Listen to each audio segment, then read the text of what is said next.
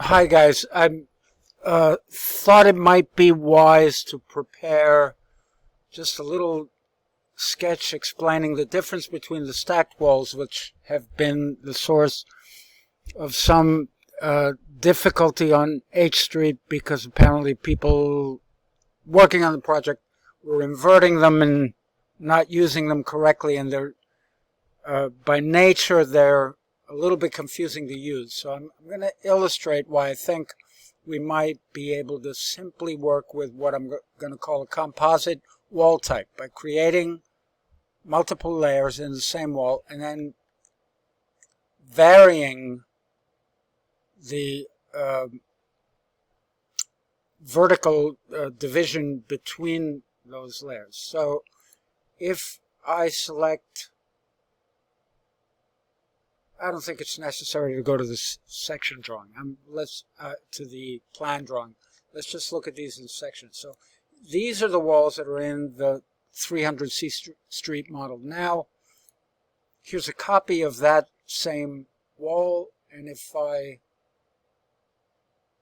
edit, I somehow turned off my properties.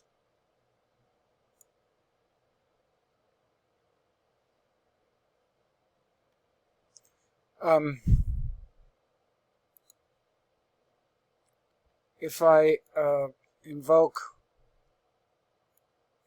the edit parameter for this wall, we notice that it's actually made up of two separate walls. So there's a stack wall, and if I edit the structure, it reveals the two types of walls. So on the bottom, at a height of 10 feet, which it'll maintain,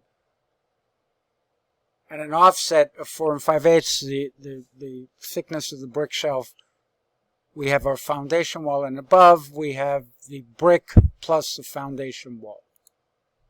Right?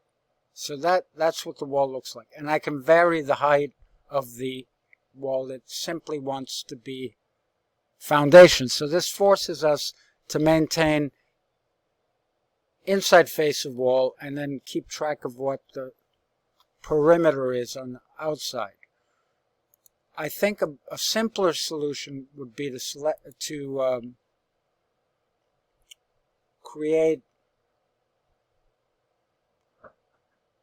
a simple wall with two layers.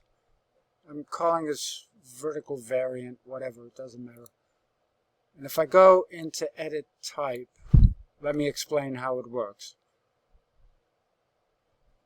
So I can zoom in and see what the section drawing of that wall looks like. If I go into edit structure, it reveals two layers, masonry stone layer and concrete cast in place. The difference is that I can select and modify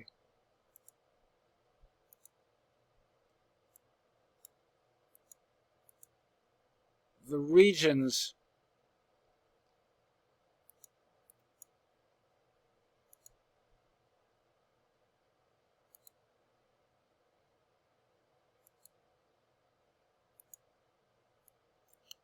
over which that changes. So if I wanted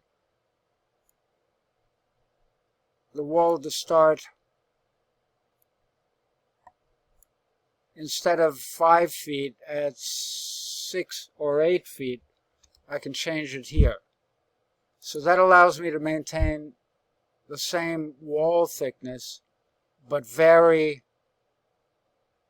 the applique as we described it today, or right?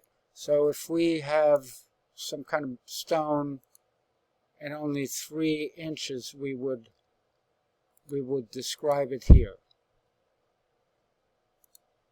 We would select the boundary line and then change that. Say if that wanted to be 1 inch, we would select it here.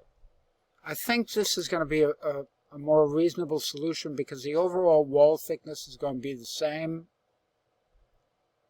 and then we'll just have to create multiple types for the instance of where that surface, the elevation at which that surface begins. I want to keep this short, so I'm going to stop here. Basically, that is our, what I'm going to call our composite wall type. Let me go to thin line so you can see what it looks like. Right? And it's always going to maintain